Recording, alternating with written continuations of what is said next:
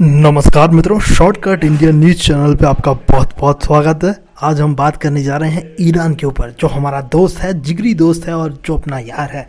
क्योंकि हमारा दोस्त पहले भी था, आज भी है और कल भी रहेगा।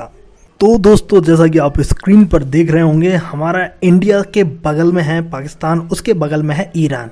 तो ईरान के इस पार्ट में जो आप अपने स्क्रीन पर देख रहे हैं अभी, उसे कहते हैं चाबहार पोर्ट। और इस चाबहार पोर्ट पर हम बनाने जा रहे थे, इसको एक्चुअली में हम डेवलप करने जा रहे थे, इंडिया डेवलप करने जा रहा था ईरान को हेल्प करने के लिए। और ईरान भी एक्चुअल में चाहता था कि हम उसकी हेल्प करें। लेकिन जैसा कि आपको पता है, इससे पहले जो प्रेसिडेंट थे अमेरिका के, यानी कि डोनाल्ड ट्रंप, उन्होंने इस पर रोक लगवा दी थी। रोक क्या कह सकते हैं कि उन्होंने काफ़ी सारे सैंक्शन लगाए थे ईरान के ऊपर। लेकिन अब जैसा कि आप सभी को पता है, जो बिडेन वापस से जीत गए हैं। तो जो बिडेन को आप जानते हैं कि जो बिडेन एक्चुअल में ऑलमोस्ट परफेक्ट कॉपी होंगे बराक ओबामा की, क्योंकि बराक ओबामा के वो एक्चुअल में पहले जो वाइस प्रेसिडेंट थे उनके साथ काम करते थे, तो वो काफ़ी सारी पॉलिसी उनकी सिमिलर होगी। और जब ईरान के साथ उन्होंने न्यूक्लियर डील कर ली थी, मतलब न्यूक्लियर वेपन को वो तैयार नहीं करेगा ईरान, इस बात पे उन्होंने एक डील कर ली थी एटलीस्ट 10 ईयर्स के लिए। तो इस वजह से काफ़ी सारा रिलैक्सेशन मिला था ईरान को।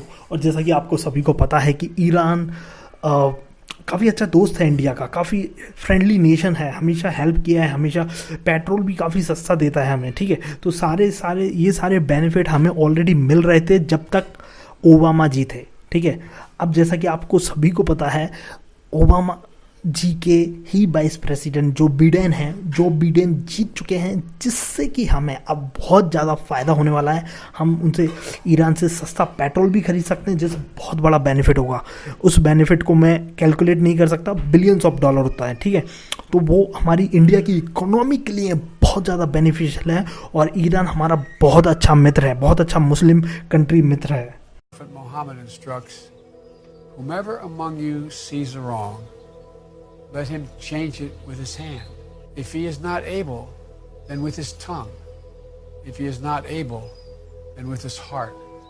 So many of you are living this teaching in your own communities every day, joining your faith and your principles with the American principles that are consistent, actions that take and make life better for your families, for your neighbors, through service, advocacy work, and preaching peace.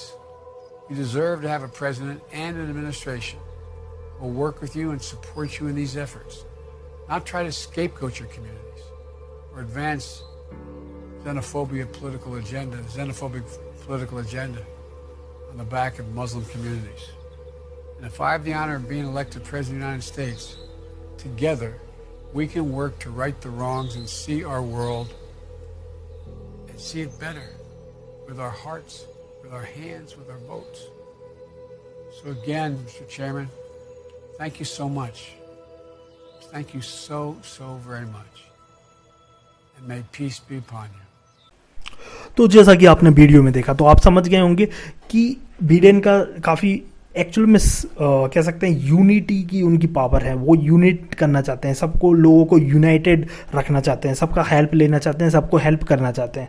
तो इसलिए mainly बात यहाँ पर ये आती है कि अब हमें मौका मिलेगा ईरान के साथ डील करने का, ईरान के साथ काम करने का, वहाँ पर चाबहार पोर्ट को डेवलप करने का। जैसा कि अभी तो इसी के तहत जब ईरान ने देखा कि बिडेन जी जीत गए हैं, तो चाबहार पे जो जहदान रेलवे लिंक प्रोजेक्ट था वो डेवलप करना था, ठीक है। तो ऑलरेडी जो कह सकते हैं चाबहार पोर्ट है, वो हमें एक्चुअल में एज देगा ग्वादर पोर्ट पे। ग्वादर पोर्ट भी आपको पता है पाकिस्तान डेवलप कर रहा है चाइना की हेल्प से, लेकिन हम ईरान की हेल्प और ईरान को भी हेल्प कर रहे हैं चाबहार पोर्ट को डेवलप करने के लिए। और चाबहार पोर्ट पर से काफ़ी सारी रेलवे लाइन्स निकलेंगी, जिसमें से एक चाबहार जहदान रेलवे लिंक प्रोजेक्ट है, जिसमें ईरान चाहता है कि हम उसकी हेल्प करें। तो आपकी स्क्रीन के सामने दिख रहा होगा, ये द हिंदू का एक आर्टिकल है, जिसमें साफ साफ लिखा है, months after starting Chabahar rail project without India, Iran seeks equipments Suhasini Haidar ji ने लिखा है, आप सभी लोग जानते होंगे, ये सुब्रमण्यम स्वामी जी की बेटी हैं और इन्होंने आई थिंक मुस्लिम व्यक्ति से शादी की थी। तो उन्होंने अच्छा एक्चुअल में इस चीज़ को रिपोर्ट किया है। और जैसा कि आपको सभी को पता होगा, रूहानी जी जो वहाँ के ईरान के प्रेसिडेंट हैं, वो 2018 में दिल्ली में जब विजिट कर रहे थे तब उन्होंने इंडिया से एक फरमाइश की थी, एक रिक्वेस्ट की थी कि उनको $150 मिलियन की क्रेडिट लाइन दे दी जाए। क्रेडिट लाइन आपको सभी को पता होना चाहिए कि एक लोन टाइप, ठीक है। लेकिन ये लोन जो टाइप होता है उसमें सबसे बड़ा फायदा इंडिया का ही होगा, क्योंकि वो जो $150 मिलियन काफ़ी हज़ार करोड़ होगा, मैं इसका कैलकुलेट बाद में बताऊंगा आपको। लेकिन ये $150 मिलियन का जो सामान खरीदा जाएगा वो सिर्फ इंडियन कंपनी से ही खरीदा जाएगा। तो पूरी तरह से ईरान इंडिया का ही हेल्प कर देगा। $150 मिलियन, ये बहुत बड़ी एक ट्रेड हो जाएगी, ट्रेड डील ही समझ लीजिए इसको, ठीक है। क्रेडिट लाइन मतलब जैसे कि उनको सीमेंट खरीदना है तो इंडिया की कंपनी जेके सीमेंट और कोई सी भी सीमेंट वालों से वो सीमेंट ले सकते हैं, ठीक है। और ऐसे ही लोहा लेना है तो किसी इंडियन कंपनी से, वेदांता कंपनी, ऐसे किसी भी कंपनी से वो फिर उसका शेयर भी बढ़ेगा, ठीक है। शेयर मार्केट की बाद में बात करेंगे, लेकिन मैं आपको ये बताना चाह रहा हूँ कि जो $150 मिलियन की क्रेडिट लाइन ली जाएगी उसमें कौन से शेयर बढ़ेंगे, मैं किसी और वीडियो में आपको उसके बारे में इंफॉर्मेशन बता दूंगा, क्योंकि रेलवे ट्रैक लाइन बिछाने में कौन कौन सी कंपनीज का फ़ायदा होगा वो आपको पता होना चाहिए, ठीक है। लेकिन अभी बात करते हैं कि $150 मिलियन का सामान खरीदेगा और जिसका रीपेमेंट कुछ समय पे किया जाएगा, क्योंकि उनके पास पूरा पैसा होता नहीं है। मान लीजिए उनको $1,000 रुपये चाहिए, 1,000 करोड़ रुपए चाहिए, ठीक है। 1,000 करोड़ रुपए वो डायरेक्ट नहीं लेना चाह रहे हैं, वो कह रहे हैं कि आप हमें सामान देती रहिए, कभी आटा दे दिए, कभी दाल दे दिए, चावल दे दिए, just I am talking about this way, but मतलब ऐसे ही सीमेंट वेमेंट, लोहा वोहा, ये सारी चीज़ें वो खरीदते रहेंगे और बाद में उसका पेमेंट करते रहेंगे। एक तरीके से क्रेडिट लाइन, मतलब क्रेडिट कार्ड होता है ना, आप कुछ भी चीज़ खरीद लेते हैं, कभी लैपटॉप, कंप्यूटर वगैरह, तो इसी तरीके से ये लोग खरीदेंगे और बाद में जैसे कि 55 दिन के अंदर उनको पेमेंट करना पड़ता है with service tax and all, ठीक है। तो सेम वे ऐसे ही एक क्रेडिट लाइन $150 मिलियन की वो चाहते थे 2018 में जब आए थे रूहानी जी। तो जैसा कि आप समझ ही गए होंगे, ट्रंप जी जा रहे हैं, 2 महीने रह गए हैं, 2 महीने में वो कुछ ना कुछ ट्राई करेंगे प्लान करने का कि ईरान को डैमेज किया जाए।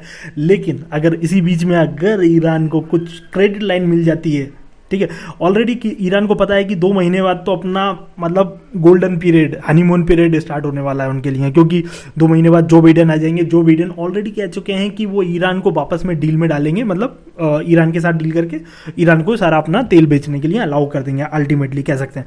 तो ईरान अगर जो $150 मिलियन मांग रहा है अभी, ठीक है, क्रेडिट लाइन, अगर वो इंडिया दे देता है तो 2 महीने बाद वैसे भी हम ऑयल बेचने वाले हैं, ठीक है, ऑयल बेचेंगे और फिर हमारे को पैसा मिल जाएगा। तो सॉरी अपन ऑयल नहीं बेचेंगे, अपन ऑयल लेंगे, तो ऑयल अपन को लगभग $150 मिलियन का जो ऑयल है वो बहुत आसानी से ले सकते हैं, क्योंकि वो हमसे सामान खरीदेंगे, हमारे को ऑयल सस्ता मिल जाएगा, दोनों तरफ से प्रॉफिट है। ऑयल की कंपनी भी फ्लडेड मतलब हो जाएंगी एकदम से, मतलब इंडियन ऑयल, ऑयल इंडिया, ये सारी कंपनियों को बहुत प्रॉफिट होने वाला है इसके बाद, क्योंकि सस्ता ऑयल मिलेगा इनको, रिफाइनरी वगैरह करने वाली कंपनीज को जो इंडिया में ऑयल निकालती हैं उनके लिए डाउन। जो देखिए 2 टाइप की कंपनी, हालांकि मैं अभी शेयर मार्केट की बात नहीं करता, पहले बात कर लेते हैं कि इस तरह से इंडियन इकोनॉमी को बहुत बड़ा फायदा होगा, ठीक है। और अमेरिका जो है, जो बाइडेन आने के बाद, वो एक्चुअली में कह सकते हैं कि एक ह्यूमैनिटी वाला नेचर वो दिखाना चाहते हैं, यूनिटी, सबको यूनाइट करके चलेंगे तो ज़्यादा अच्छा रहेगा। लेकिन जो ट्रंप जी का था वो एक्चुअल में ईरान से थोड़ा सा बैर रखते थे और कह सकते हैं कि चाइना से भी। तो चाइना ईरान ये दोनों के चक्कर में इंडिया को भी काफ़ी नुकसान हो रहा था, क्योंकि चाइना पूरी तरह से ईरान को भी कैप्चर कर रहा था। 500 बिलियन की, सॉरी $400 बिलियन की वो वहाँ पर इन्वेस्ट करने वाला था। तो इस तरह से इन्वेस्टमेंट को वो काफ़ी बढ़ा रहा था। उसको देखते हुए लग रहा था कि अब ईरान पूरी तरह से चाइना पे चला जाएगा, और पाकिस्तान ऑलरेडी है ही, और फिर जितनी भी नेबरिंग कंट्री, नेपाल भी देखिए किस तरह से हरकत की कभी कभी, लेकिन अभी थोड़ा ठीक हुआ। लेकिन ऐसे ही कह सकते हैं कि बांग्लादेश ने, हालांकि अब हमारी जो वैक्सीनेशन है उसको यूज़ करने का बोल रहे हैं रेदर देन टू चाइना। तो काफ़ी कुछ कह सकते हैं कि हमारे लिए पॉजिटिव है।